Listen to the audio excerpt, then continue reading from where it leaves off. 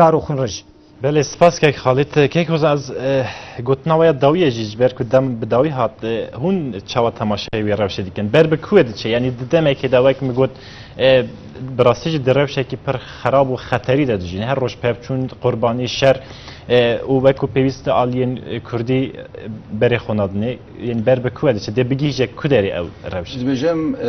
روش راست آلوزه لی از دبیجم وینا گلیمه گلک خورته وز بیجم و گلیمه و حلب برندن هرچند انها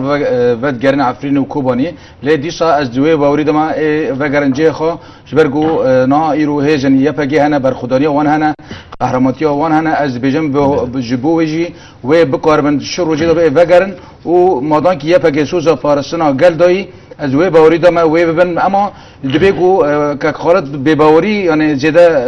نزدیک بود از بیجم نا باوری من ملتی مهیا و باوری من به پارتی می کرد ایدن جایا انجمن جایا که بکارم خراس بکن و بکاربن و او کماسی که هنه راست بکن و هر دو انجمن دو هندر دسته بلندا بکاربن کاری کی باشتر بکن و هیویا مهیا و باوری مجی به دسته بلند هیا بکاربن ریبرتیا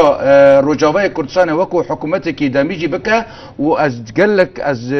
گشبینم به او پنگاوین گتین کرن و از بیجم روش رجاوه کردستان نخرابه و نورمال دمشه گوری شورش کوهیا و آلوزی کن لسوری هنه از بیجم دداوی دا